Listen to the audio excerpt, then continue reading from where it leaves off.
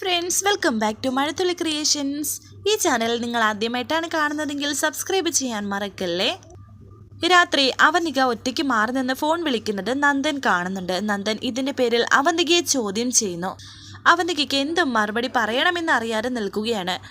അതിനിടയിൽ അവരുടെ സംസാരത്തിനിടയിൽ സന്ധ്യയെ കൊണ്ടുവരികയാണ്. സന്ധ്യയും നന്ദനും ചേർത്ത് സംസാരിക്കുന്നുണ്ട് അവന്തിക. ഇതിന് മറുപടി നന്ദൻ പറയുന്നുണ്ട്, നീ ഇപ്പോൾ സന്ധ്യയുടെ പേര് കൊണ്ടുവന്നത് എന്തിനാണെന്ന് എനിക്കറിയാം. നിന്റെ ഈ ഫോണിലുള്ള സംസാരം ഞാൻ ചോദിക്കാതിരിക്കാൻ വേണ്ടിയിട്ടല്ലേ. നിന്റെ ഈ ഫോൺ എറിഞ്ഞു പൊട്ടിച്ചാൽ അതിൻ്റെ പ്രശ്നം കൂടി എൻ്റെ തലയിൽ വെച്ച് കെട്ടി തരരുത്. പറഞ്ഞില്ലെന്ന് വേണ്ടെന്ന് പറഞ്ഞ് നന്ദൻ ദേഷ്യത്തോടെ അവിടെ നിന്നും എഴുന്നേറ്റ് പോവുകയാണ്.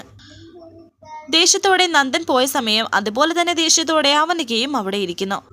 തുടർന്ന് സച്ചി മുറിയിൽ ജോലി ചെയ്തുകൊണ്ടിരിക്കുമ്പോൾ കുഞ്ഞിനരികിൽ കിടക്കുകയാണ് അർച്ചന. കുഞ്ഞാണെങ്കിൽ ഉറങ്ങുകയാണ്. അർച്ചന കുഞ്ഞു ഉറങ്ങിയെന്ന് ഉറപ്പാക്കിയതിനു ശേഷം സച്ചിയോട് സംസാരിക്കുന്നുണ്ട്. ഞാനൊരു കാര്യം ചോദിച്ചാൽ സത്യം പറയുമോ എന്ന് ചോദിക്കുന്നു. താനെന്ന് ചോദിക്കുമെന്ന് സച്ചിയും. നമ്മുടെ മോളുടെ ചോറൂണ് നമുക്ക് ഗുരുവായൂർ വെച്ച് നടത്തിയാലോ എന്ന് അർച്ചന ചോദിക്കുന്നു. സച്ചിയുടെ മുഖം അങ്ങ് വല്ലാണ്ടാകുന്നു. അർച്ചന പറയുന്നുണ്ട്, എനിക്കറിയാം സച്ചിയേട്ടന് സമയമില്ലാത്തതുകൊണ്ട് അത് നടക്കില്ലെന്ന്.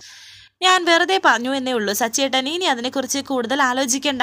ഞാൻ ഇങ്ങനെ ഒരു കാര്യം പറഞ്ഞില്ലെന്ന് വിചാരിച്ചാൽ മതി എന്നൊക്കെ പറയുമ്പോൾ സച്ചി പറയുന്നുണ്ട്, എടോ തനിക്ക് വിഷമമായോ? എന്നാലേ ഞാൻ ആലോചിച്ചതേ അതിനെ പറ്റിയല്ല. ഇത്രയും ചെറിയൊരു കാര്യം പറയാനാണോ താൻ ആദ്യമേ സമ്മതിക്കുമോ എന്ന് ചോദിച്ചത് എന്നൊക്കെയാണ്. മോൾക്ക് ചോറൂണ് നടത്തുന്നത് ഗുരുവായൂർ വെച്ച് തന്നെയാണ്. എന്താ പോരെ എന്ന് ചോദിക്കുന്നു. താൻ പറഞ്ഞതിന് എപ്പോഴെങ്കിലും ഞാൻ നോ പറഞ്ഞിട്ടുണ്ടോ? ഇപ്പോൾ താൻ പറഞ്ഞത് മോളുടെ കാര്യം കൂടിയല്ലേ. അതുകൊണ്ട് തന്നെ ഇനി ആലോചിക്കാൻ ഒന്നുമില്ലെന്നും പറയുന്നു. ഇനി എൻ്റെ ജീവനം തന്നെ തനിക്കും മോൾക്കും വേണ്ടിയിട്ടാണ് എന്നൊക്കെ പറഞ്ഞിങ്ങനെ സംസാരിക്കുന്നു.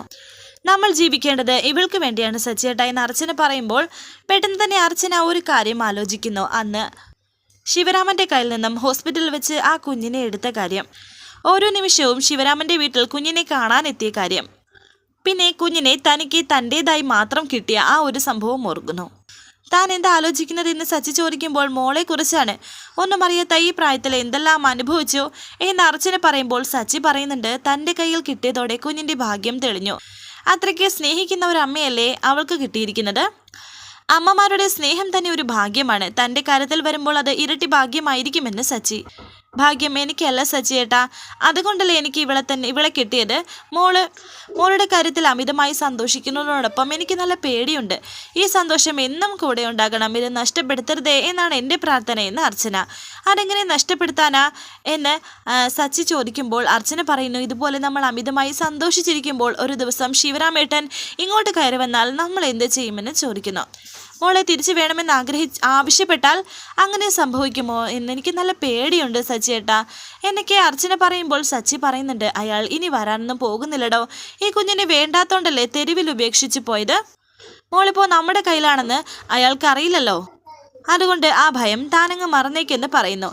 എന്നെങ്കിലും ഒരു ദിവസം ഈ വീട്ടിൻ്റെ ഗേറ്റ് തുറന്ന് അയാൾ വന്നാൽ നമ്മുടെ കയ്യിൽ നിന്ന് മോളെ വാങ്ങിച്ചുകൊണ്ട് പോകുമോ എന്നുള്ളൊരു ഭയവും എനിക്കുണ്ട്. ഈ മോള് നമ്മുടെ കൂടെയുള്ള കാലം അത്രയും ആ ഭയം എൻ്റെ കൂടെ ഉണ്ടാകും. ഇതൊക്കെ താൻ വെറുതെ ചിന്തിച്ച് കൂട്ടുന്നതാണ്. ഇതിപ്പോൾ നമ്മുടെ മകളാണ്. താൻ തന്നെയാണ് ഇതിൻ്റെ അമ്മ, ഞാൻ അച്ഛനും എന്നും ഇനി അങ്ങനെ ആയിരിക്കുമെന്നും സച്ചി പറയുന്നു. ശേഷം കാണിക്കുന്നത് ധനുഷും മൂർത്തിയും പുറത്തെ ഒരു സ്ഥലത്ത് നിൽക്കുന്നു. തൊട്ടരികിൽ അവന്തികയും. അവന്തിക ഒരു സ്വപ്നം കണ്ട കാര്യങ്ങളെല്ലാം ധനുഷിനോട് പറയുമ്പോൾ ഇത് കേട്ട് ധനുഷ് പറയുന്നു, ഇതിനിത്ര ടെൻഷൻ അടിക്കേണ്ട കാര്യം എന്താണെന്നാണ് എനിക്ക് മനസ്സിലാകാത്തത്. ആ ശിവരാമൻ്റെ കുഞ്ഞിനെ അർച്ചന കൊണ്ടുവന്ന് വളർത്തുന്നുണ്ട്.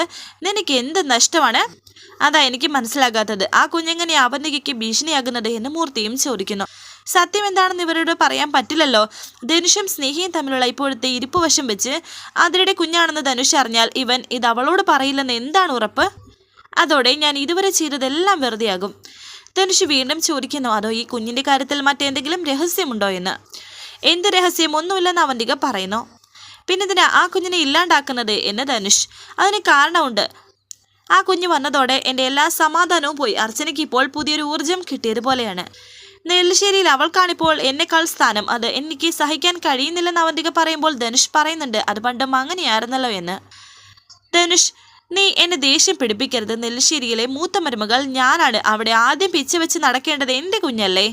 മൂർത്തി പറയുന്നു. അവന്തിക ഒന്നുകൊണ്ടും പേടിക്കണ്ട, അതിനൊരു വഴിയുണ്ട്. വഴി ഞാൻ പറയാം.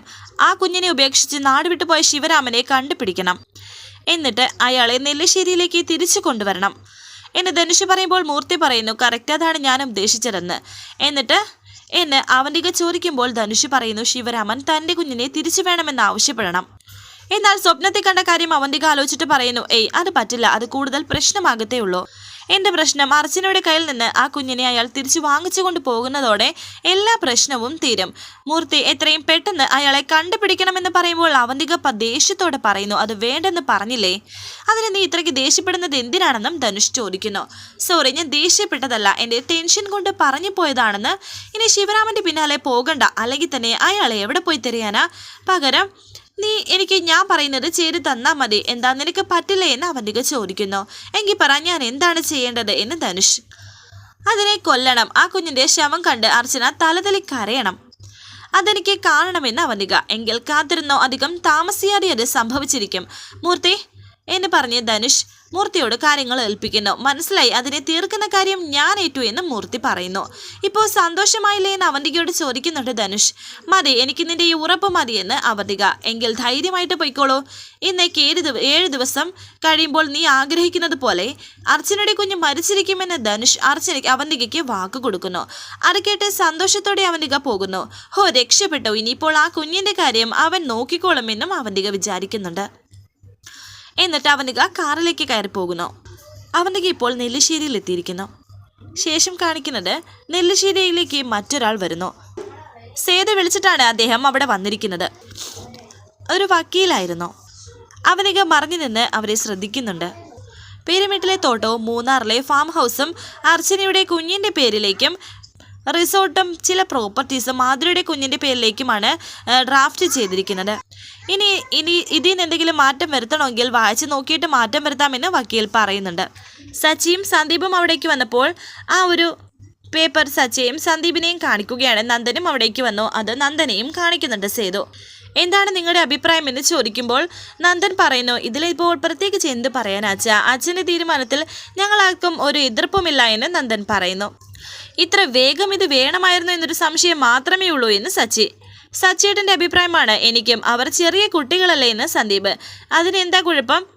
തൽക്കാലം അവരുടെ പേരിൽ പ്രോപ്പർട്ടി എഴുതി വെക്കുന്നു എന്നേ ഉള്ളൂ. നിലവിലുള്ള അതിൻ്റെ നടത്തിപ്പിലൊരു മാറ്റവും വരുത്തില്ല എന്നും, പക്ഷേ ആ പ്രോപ്പർട്ടിയിൽ നിന്നുള്ള ലാഭം മുഴുവനും ആ കുട്ടികളുടെ അക്കൗണ്ടിലായിരിക്കും പോകുന്നതെന്നും വക്കീൽ പറയുന്നു. ഇത് കേട്ട് അവന്തിക ഞെട്ടി. ഓ, അത് ശരി, അപ്പോൾ അതാണ് പ്ലാൻ. ലാഭം മുഴുവനും കുട്ടികളുടെ അക്കൗണ്ടിലേക്ക്. പ്രായപൂർത്തിയായി കഴിയുമ്പോഴത്തേക്കും രണ്ടുപേരും കോടീശ്വരി. ഇത് ഞാൻ സമ്മതിക്കില്ലെന്നും അവന്തിക വിചാരിക്കുന്നു. എന്തെങ്കിലും മാറ്റം വേണമെങ്കിൽ നമുക്ക് ഇനിയും ചേർക്കാവുന്നതേ ഉള്ളൂ എന്നും പറയുന്നുണ്ട് വക്കീൽ. എല്ലാം അച്ഛൻ പറയുന്നത് പോലെയെന്ന് സച്ചി. കൊടുക്കുന്നത് കുറഞ്ഞു പോയ എന്നൊരു സംശയം മാത്രമേ ഉള്ളൂ എനിക്ക് എന്ന് സേതു പറയുന്നുണ്ട്. രണ്ടുപേരും നമ്മുടെ കുട്ടികളല്ലേ അച്ഛാ, എത്ര കൊടുത്താലും ഒരു കുഴപ്പവുമില്ലെന്ന് നന്ദൻ പറഞ്ഞു. അത് ശരി, അപ്പോൾ വാരിക്കോരി കൊടുക്കാനാണ് പ്ലാൻ. എല്ലാം ഞാൻ ശരിയാക്കി തരാം. ഇതിനെ പറ്റിയത് സ്നേഹയാണെന്നും അവന്തിക വിചാരിക്കുന്നു. വക്കീൽ സേതുവിനോട് ചോദിക്കുന്നു, അപ്പോൾ ഇന്ന് തന്നെ രജിസ്റ്റർ ചെയ്യാമല്ലോ? നന്ദ, നീ അതൊന്നുകൂടി വായിച്ചു നോക്കുന്ന സേതു. അങ്ങനെ നന്ദൻ ഒന്നുകൂടി വായിക്കുന്നു. ഇനി പ്രോപ്പർട്ടിയുടെ മറ്റ് ഡീറ്റെയിൽസും കൂടി ചേർത്താൽ മതിയെന്ന് വക്കീൽ. എന്തായാലും നന്ദൻ ഒന്ന് വായിച്ചു നോക്കാൻ പറയുകയും നന്ദൻ വായിച്ചു നോക്കുകയും ചെയ്യുന്നു.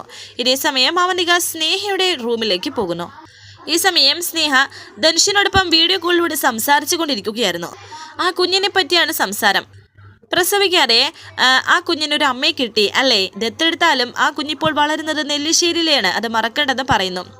അതിന് നിയമപരമായി ആ കുഞ്ഞിനെ അർച്ചന എഴുതി ദത്തെടുത്തിട്ടില്ലല്ലോ.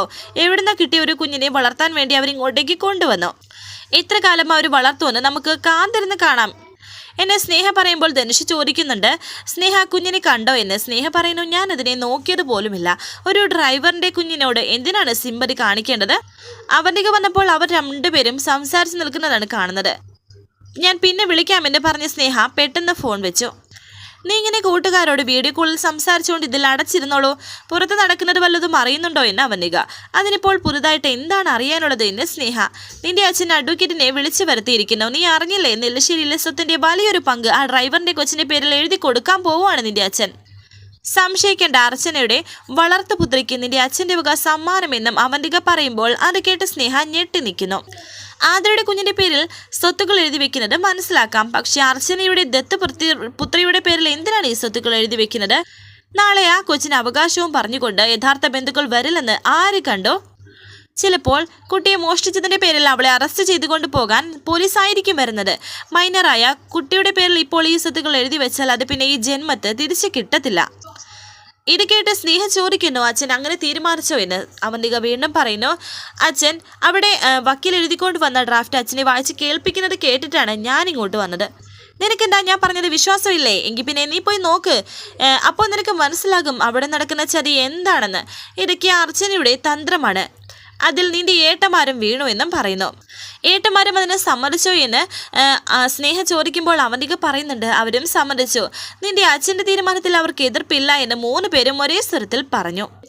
എങ്കിൽ എനിക്കതൊന്നറിയണം. എന്നേക്കാൾ വലിയ സ്ഥാനം വലിഞ്ഞു കയറിവെന്ന ആ കൊച്ചിന് ഈ വീട്ടിലുണ്ടെങ്കിൽ ആ വിശ്വാസം ഞാൻ അങ്ങ് മാറ്റിക്കൊടുത്തോളാമെന്നും സ്നേഹ പറയുമ്പോൾ അവന്തിക പറയുന്നു, ഇപ്പോൾ നിന്നെക്കൊണ്ട് ഇത് തടയാൻ പറ്റിയാൽ നീ ഓക്കെ. ആ സ്വത്തുക്കളെല്ലാം കുഞ്ഞിൻ്റെ പേരിൽ എഴുതി വെച്ചാൽ പിന്നെ നിന്നേക്കാൾ സ്ഥാനം ഈ വീട്ടിൽ ആ കുഞ്ഞിന് തന്നെയായിരിക്കും. വല്ല ഡ്രൈവറും അവൻ്റെ കുഞ്ഞും നെല്ലിശ്ശേരിയിലെ ഈ സ്വത്തിൻ്റെ അവകാശികളായിട്ടങ്ങ് മാറും.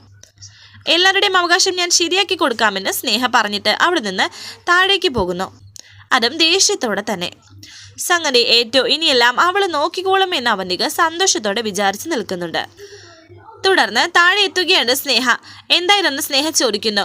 കുട്ടികളുടെ പേരിൽ രജിസ്റ്റർ ചെയ്യാൻ വേണ്ടി സേതു സാറ് പറഞ്ഞ പ്രോപ്പർട്ടിയുടെ ഡീറ്റെയിൽസ് ഡ്രാഫ്റ്റ് ചെയ്തതാണ്. അതൊന്ന് വായിച്ചു നോക്കാൻ കൊണ്ടുവന്നതാണെന്ന് വക്കീൽ. ഞാനൊന്ന് വായിച്ചു നോക്കട്ടെ, എന്നിട്ട് തീരുമാനിക്കാം ഇത് രജിസ്റ്റർ ചെയ്യണോ വേണ്ടയോ എന്ന്.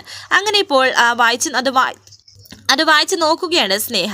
സ്നേഹ എന്ന ദേഷ്യത്തോടെ സേതു വിളിക്കുമ്പോൾ സ്നേഹ പറയുന്നുണ്ട്, അച്ഛനൊന്നും മിണ്ടണ്ട, എന്നെ അറിയിക്കാതെ. ഇവിടെ എല്ലാവരും കൂടി എടുത്ത തീരുമാനമല്ല ഇത്. ഇങ്ങനെ ഒരു പ്രോപ്പർട്ടിയുടെ ഡീല് ഈ വീട്ടിൽ നടക്കുമ്പോൾ അതിൽ എൻ്റെ അഭിപ്രായം ചോദിക്കണമെന്ന് അച്ഛന് തോന്നിയില്ലല്ലോ എന്ന് പറയുമ്പോൾ നന്ദൻ ചോദിക്കുന്നുണ്ട് സ്നേഹയോട്, നീ എന്താ അച്ഛനെ ചോദ്യം ചെയ്യുകയാണോ എന്ന്. അച്ഛനടുത്ത തീരുമാനമാണിത് എന്ന് സച്ചി പറയുമ്പോൾ സന്ദീപ് പറയുന്നു, ഞങ്ങൾ അതനുസരിച്ചു, അത്രയേ ഉള്ളൂ. അതനുസരിക്കണോ വേണ്ടയോ എന്ന് ഞാനും കൂടി തീരുമാനിക്കണമല്ലോ. എനിക്കും കൂടി അവകാശപ്പെട്ട പ്രോപ്പർട്ടി അല്ല ഇത് എന്ന് സ്നേഹ. പെൺകുട്ടികളെ സ്വന്തം കാലിൽ നിൽക്കാൻ ആവശ്യമായ നല്ല വിദ്യാഭ്യാസം നൽകി മറ്റൊരു കുടുംബത്തിലേക്ക് പറഞ്ഞയക്കുക എന്നതാണ് ഒരു അച്ഛൻ്റെ കടമ. അതിനുവേണ്ടി നിനക്ക് ആവശ്യമുള്ളതെല്ലാം ഞാൻ കരുതി വെച്ചിട്ടുണ്ട്, മറ്റൊന്നും നീ അന്വേഷിക്കേണ്ടതില്ല എന്നെ സേതു പറയുമ്പോൾ സ്നേഹ പറയുന്നുണ്ട്, അച്ഛൻ അങ്ങനെ പറഞ്ഞാലും എനിക്കിതൊന്നും നിഷേധിക്കാൻ സാധിക്കില്ലല്ലോ. കാരണം ഈ സ്വത്തുക്കൾ എഴുതി കൊടുക്കുന്നത് ആരുടെ പേരിലാണ്? സ്വന്തം മക്കളായ ഞങ്ങളുടെ ആരുടെയെങ്കിലും പേരിലാണോ? ആതിരയുടെയും അർച്ചനയുടെയും കുട്ടികളുടെ പേരിലാണെന്ന് സേതു പറയുമ്പോൾ സ്നേഹ പറയുന്നു, ആതിരയുടെ കുട്ടിയുടെ കാര്യം അവിടെ നിൽക്കട്ടെ, പിന്നെ അർച്ചനയെടുത്തിയുടെ കുഞ്ഞിൻ്റെ കാര്യം. അത് ശരിക്കും ഈ വീട്ടിലെ കുഞ്ഞാണോ? അതിന് നിയമപരമായി അവർ ദത്തെടുത്തിട്ടുണ്ടോ? ഉണ്ടോ സച്ചിയേട്ട എന്നെ സച്ചിയോട് ചോദിച്ചു. സച്ചിക്ക് മറുപടിയില്ല. കണ്ടോ, സച്ചിക്ക് സഞ്ജയേട്ടന് മറുപടിയില്ല. എങ്ങനെ മറുപടി പറയും? നിയമപരമായി ദത്തെടുത്തിട്ടില്ല എന്നുള്ളത് പോട്ടെ, ആ കുഞ്ഞിന്റെ ബന്ധുക്കൾ ആരെങ്കിലും നാളെ കേസും കോടതിയുമായി വരില്ല എന്ന് എന്തെങ്കിലും ഉറപ്പുണ്ടോ എന്ന് അവന്തിക. നീ ഇക്കാര്യത്തിൽ ഇടപെടണമെന്ന് നന്ദൻ പറയുമ്പോൾ അവന്തിക പറയുന്നുണ്ട്, ഞാൻ ഈ കാര്യത്തിൽ ഇടപെടുന്നില്ല, മറുപടി പറഞ്ഞു എന്നേ ഉള്ളൂ. ഈ സ്വത്ത് കൈമാറ്റത്തിന് എനിക്ക് സമ്മതമല്ലെന്ന് സ്നേഹ പറഞ്ഞു. ഇപ്പോൾ ഈ കുഞ്ഞുങ്ങളുടെ പേരിൽ സ്വത്തുകൾ എഴുതി വയ്ക്കാൻ സാധിക്കില്ലെന്നും സ്നേഹ പറയുന്നു. അത് തീരുമാനിക്കേണ്ടത് നീയല്ല, അച്ഛനാണെന്ന് നന്ദൻ. അച്ഛൻ്റെ ഒരു തീരുമാനത്തിലും ഇതുവരെ ഞങ്ങൾ ആരും തന്നെ എതിര് പറഞ്ഞിട്ടില്ലെന്ന് സന്ദീപ്. നെല്ലിശ്ശേരിയിലെ ഇന്ന് കാണുന്ന ഈ സ്വത്തുക്കളെല്ലാം ഉണ്ടാക്കിയെടുത്തത് അച്ഛൻ്റെ അധ്വാനമാണ്. അപ്പോൾ ആർക്ക് എന്ത് കൊടുക്കണമെന്ന് തീരുമാനിക്കുന്നത് അച്ഛനാണെന്നും അതിൽ നിനക്ക് അഭിപ്രായം പറയാൻ യാതൊരു അവകാശവുമില്ല എന്നും സച്ചി പറയുന്നു. അതിന് ഞാൻ സേതുമാധവന്റെ മകളല്ലാണ്ടിരിക്കണം. സ്വത്തുക്കൾ എഴുതി വെച്ച് കഴിഞ്ഞ് ആ കുഞ്ഞിന്റെ പേരിൽ എല്ലാ അവകാശവും വന്നാൽ നിങ്ങൾ എന്ത് ചെയ്യും? ആ സ്വത്തുക്കളെല്ലാം അന്യാധീനപ്പെട്ടു പോകില്ലേ? അതിനെ ഞാൻ അനുവദിക്കില്ല എന്നും ഇങ്ങനെ ഒരു സ്വത്ത് കൈമാറ്റം ഇപ്പോൾ ഈ വീട്ടിൽ വേണ്ടെന്ന് പറഞ്ഞ് അത് വലിച്ചു കീറിക്കളയുകയാണ് സ്നേഹ. വരാനിരിക്കുന്ന പുതുപുത്തൻ എപ്പിസോഡുമായി വീണ്ടും കാണാം. Thank you for watching. Please subscribe, like, share my channel.